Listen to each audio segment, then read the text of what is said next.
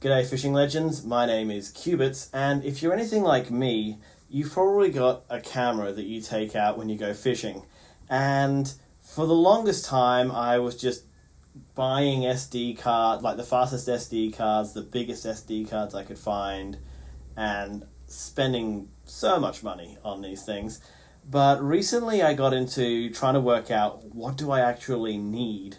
How fast, what kind of card do I need with all the weird little writing on, and how much card do I need? And I've sort of worked out a system that could saved me a few bucks, and it could save you a few bucks as well. So let's get into sorting out this mess, and let's find out which SD card does what.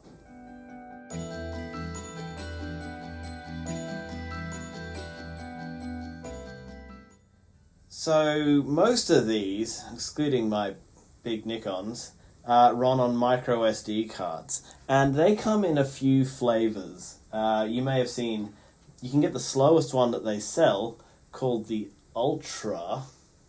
So that's kind of like the cinema drink sizes, starting at large and going up to jumbo.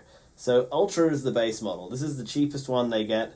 It says it's good for full HD video recording, but a lot of the stuff that's written on these things is like complete crap, stuff that you don't need to know. The only thing you need to know about these cards is the 10 with the little circle around it. And what that is a guarantee that you get at least 10 megabytes per second of sustained write speed. And sustained write speed is how a video is recorded. It's just one long file that's just recorded sequentially, and 10 megabytes per second gives you 80 megabits per second. And what can you get for 80 megabits per second? What can the slowest card actually do for you? And you'd be surprised. For instance, GoPro 4 up to the GoPro 7. I've got the GoPro 4 and the GoPro 5. But any GoPro short of the brand new GoPro 8 maxes out at 4K as fast as it can go at 78 megabits per second. And that isn't by accident. They've chosen a speed which is just under that slowest class of micro SD. So you can get your base model SanDisk Ultra and run it full bore in probe tune mode and everything on these cameras, and you're just fine. I also use a couple of drones. So I've got the Mavic Mini here, which is the one I take out with me on the kayak because it just folds up so small. I just put it in a little Tupperware container and it's there on the kayak with me. Boom, chuck it in the air. This records at 40 megabits per second, right? So that's 5 megabytes per second, which is half of the ability of the slowest SanDisk card. So much headroom. The Mavic Pro, the original Mavic Pro, peaks out at 60 megabits per second, and it's only when you get to the Mavic Air and the Mavic Pro 2, the newest, highest-end Mavics, that you get to that 100 megabits per second barrier, and you have to go up to the next card. I've also got my underwater camera, which runs at like 30 megabits, 20 to 30 megabits per second, very low rate, nothing to worry about there. The next thing we have to consider is how much card do I need? And so you've got your write speed, and now you're looking at, do I get a 32 gig card? How far is that going to get me? What about a 256 gig card? What about a 512 gig card?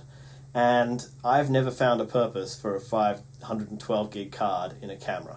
It's absurd how much footage you can record. For instance, my GoPro 4 here. This guy here I tend to run with a piggyback battery like this.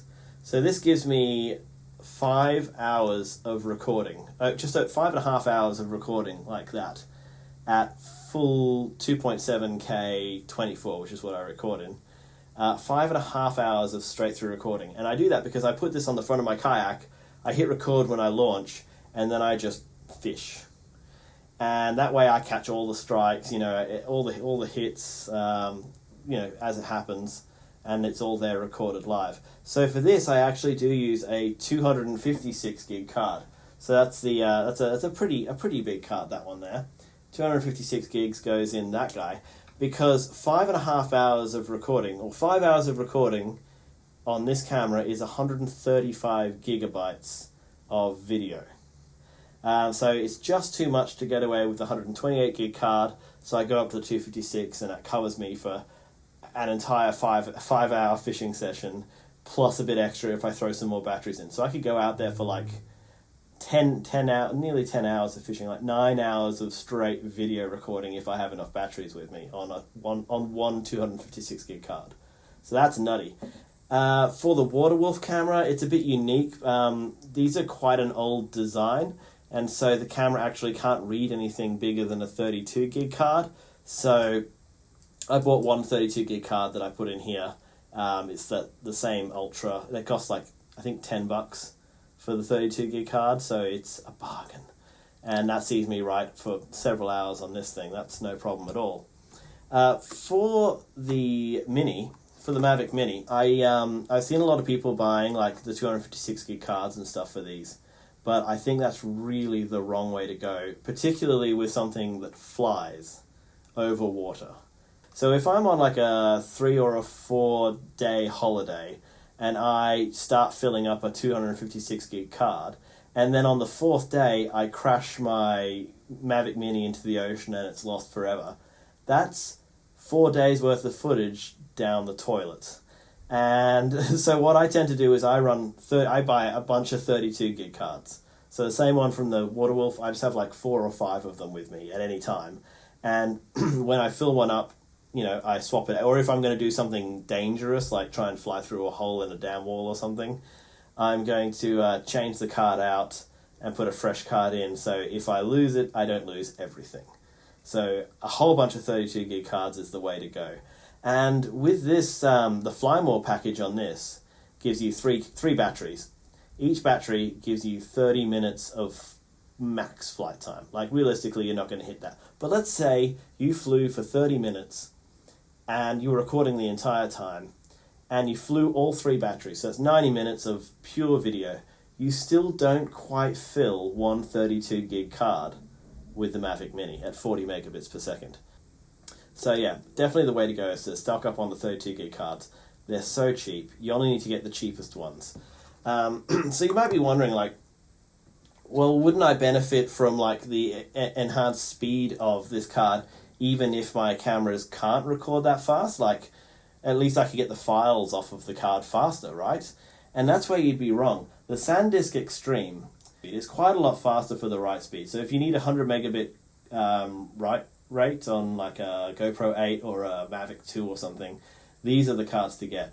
But the read speed, so the time it takes you to get the video off of the card back onto your computer, is exactly the same read speed as it is on the basic model that's half the price. So unless you need that write speed, unless you're using a really high-end camera, you do not get any benefit from this card at all. So save your money and buy the basic ones, and then spend the rest of the money on more cards or more cameras or replacing all those fishing lures you lost in the trees at Hims Dam that time. Hello, darkness, my old friend. So I hope you found something informative in this video, and hopefully I'll see you out on the water sometime. Catch you later, guys.